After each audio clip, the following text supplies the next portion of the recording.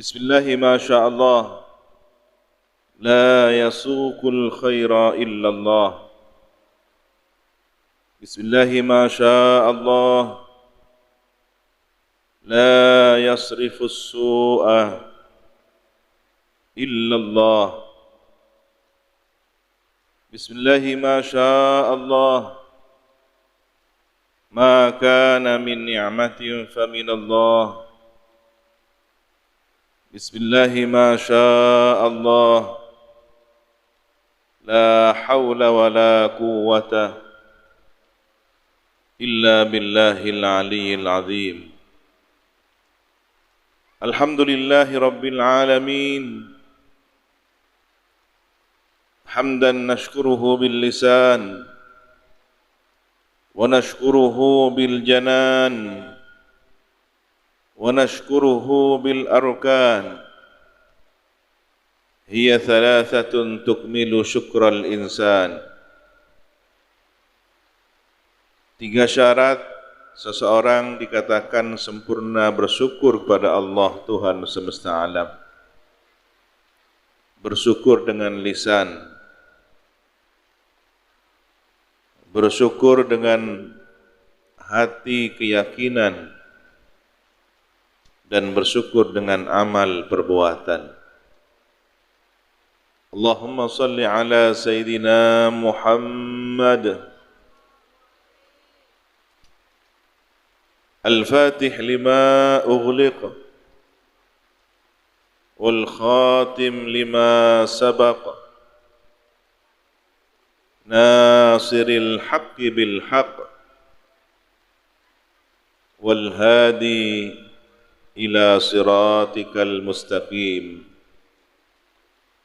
wa ala alihi wa sahbihi haqqa qadrihi wa miqdarihi al-azim, amma ba'du.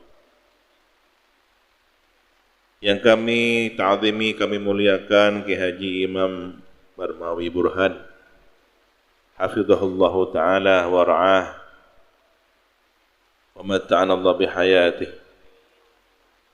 Yang kami muliakan akhina fillah walillah Ki Haji Muhammad Hasan Abdul Muiz hafizahullahu ta'ala wa ra'ah wa nafa'ana bihi wa bi'ulumihi. Para pengurus, asatidz, ustadzat TPQ Al-Bararah, para wali santri, wali murid, hadirin, hadirat, muslimin, muslimat, para pecinta Al-Quran, para perindu syafaat Al-Quran dan syafaat Nabinya Al-Quran, hafizakumullahu jami'an. Seluruhnya senantiasa semoga dijaga oleh Allah Subhanahu wa taala. Zahir batin kita dijaga oleh Allah Subhanahu wa taala. Iman Islam kita dijaga oleh Allah Subhanahu wa taala sehingga kelak kita menjadi orang yang husnul khatimah. Amin ya rabbal alamin.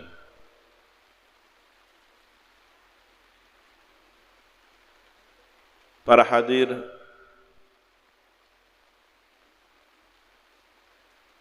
dengan Al-Quran kita mendapatkan informasi tentang peristiwa yang terdahulu,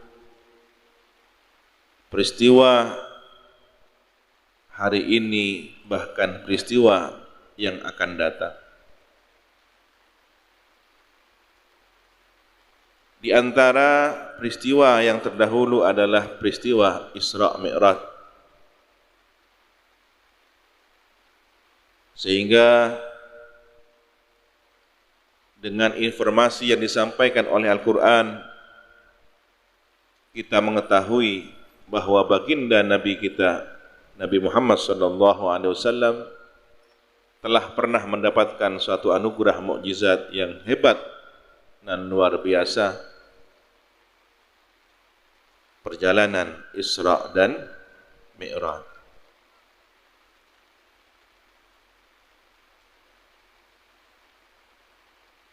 Peristiwa ini adalah dua peristiwa yang memiliki pesan-pesan spiritual kepada kita semua sebagai umat baginda Nabi Muhammad sallallahu alaihi wasallam. Perjalanan Isra dari Masjidil Haram menuju Masjidil Aqsa membentuk garis horizontal, lurus mendatar. Dan setiap peristiwa yang ada dimulai dari mengunjungi Yathrib, tempat hijrah Nabi,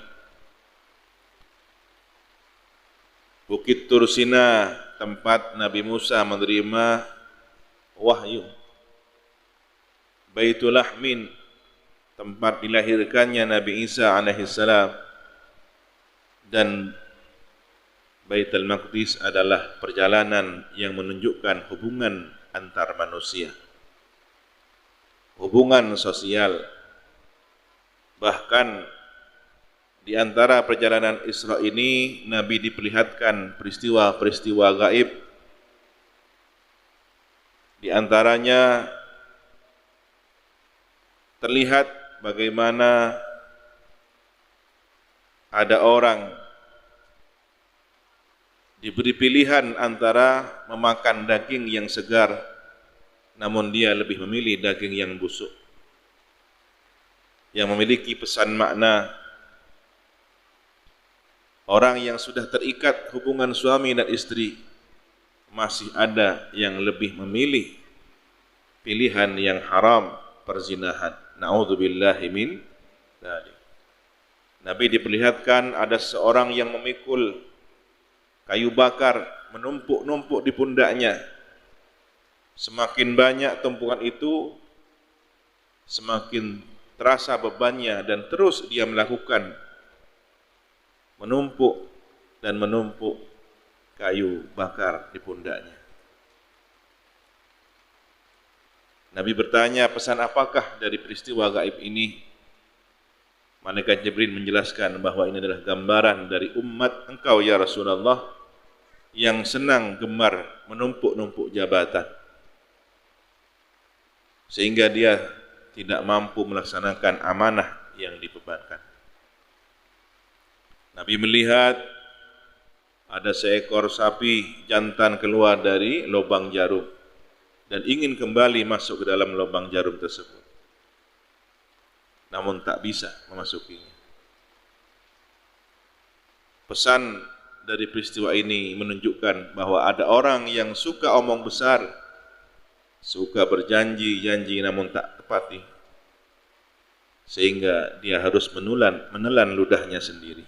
Na'udzubillahi min dzalik. Dan banyak berbagai peristiwa yang menunjukkan fenomena kondisi keberadaan umatnya. Perjalanan Isra adalah perjalanan sosial. Bagaimana seorang nabi memiliki tugas-tugas kemanusiaan, bahwa yang dihadapi bukan hanya orang baik-baik, tetapi di antara umatnya ada yang masih harus terus dibimbing, mendapatkan perhatian, doa, dan bimbingan petunjuk dari baginda Nabi Muhammad SAW.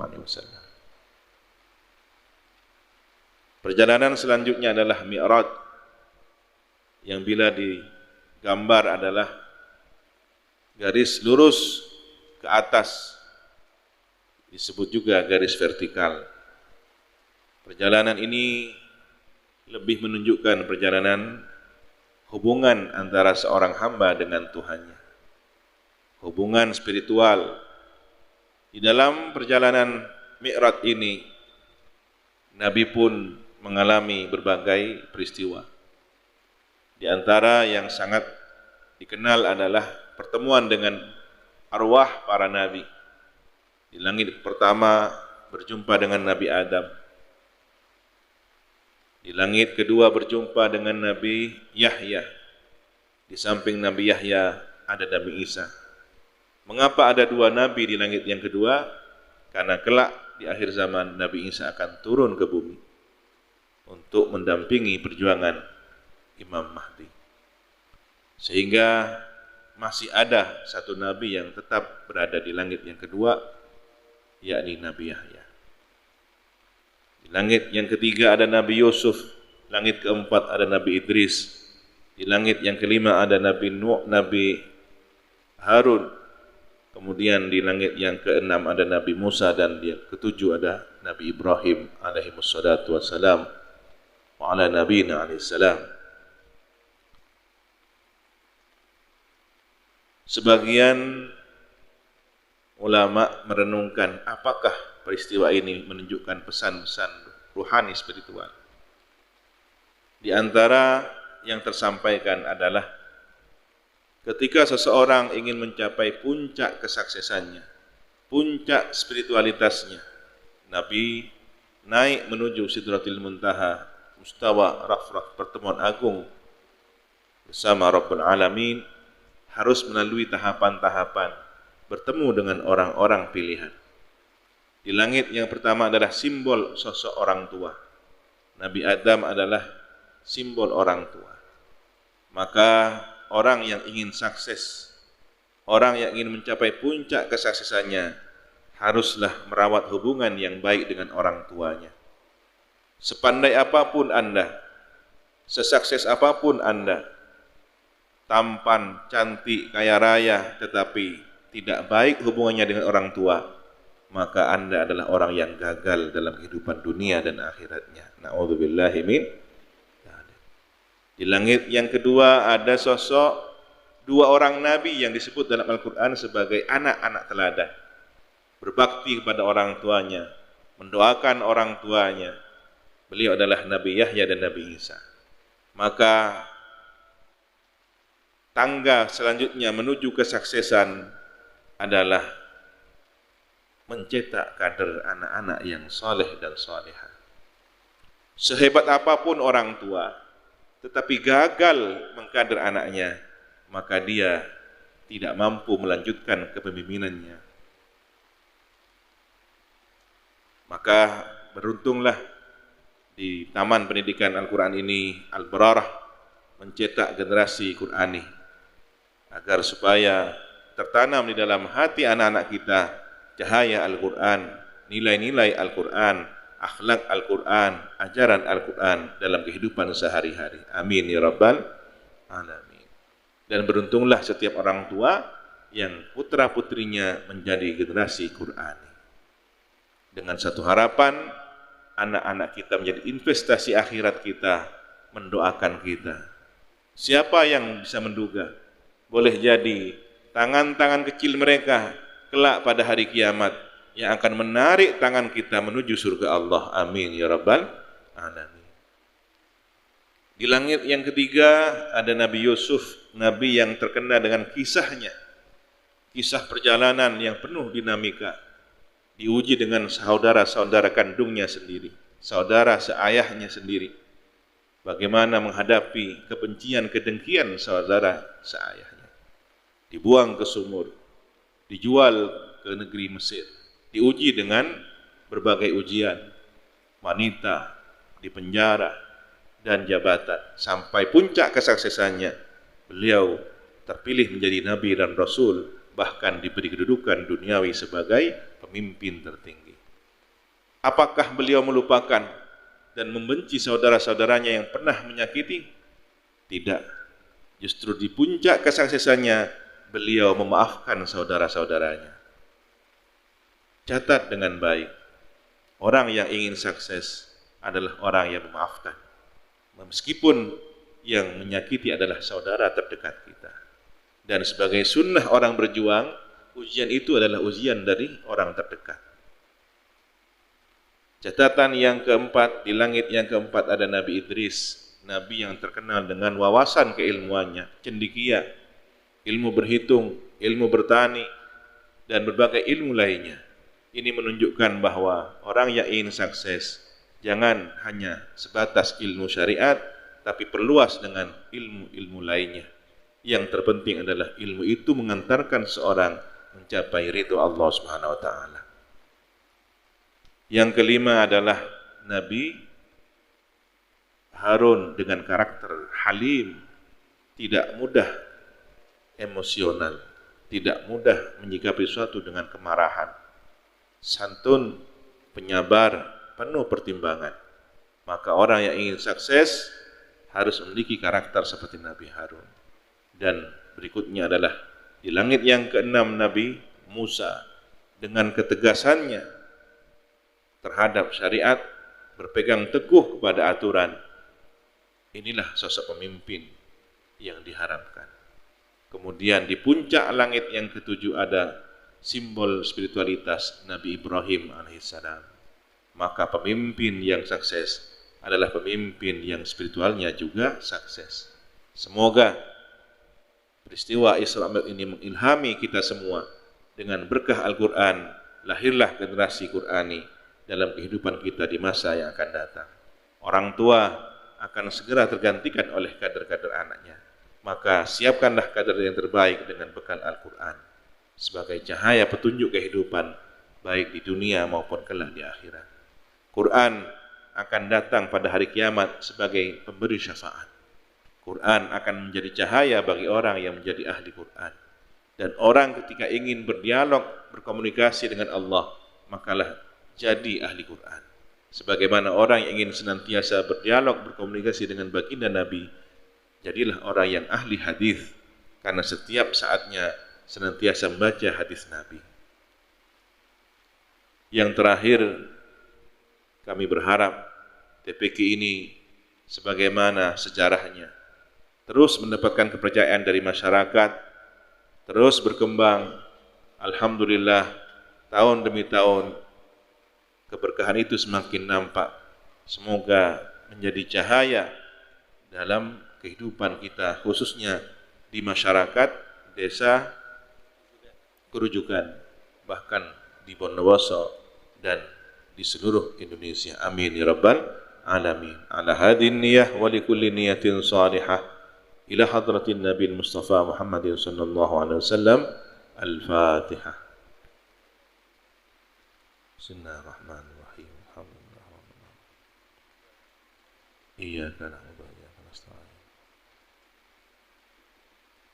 Allahumma arhamna bil Qur'an. Wassalamualaikum warahmatullahi wabarakatuh.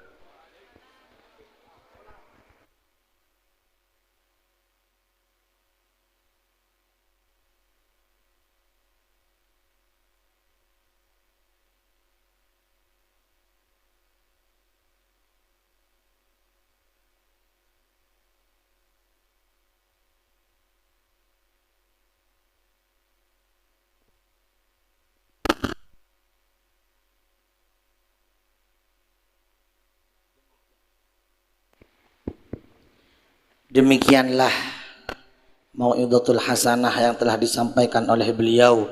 Semoga menjadi tambahan ilmu yang manfaat dan barakah bagi kita semua. Ma'asyiral hadirin rahimakumullah. Adapun ceramah yang kedua akan disampaikan oleh beliau Abuya Kiai Haji Muhammad Hasan bin Kiai Haji Abdul Muiz Tirmidzi, pengasuh Pondok Pesantren Sayyid Muhammad Alwi Al-Maliki, Koncer Darul Aman. Kepada beliau waktu dan tempat kami haturkan.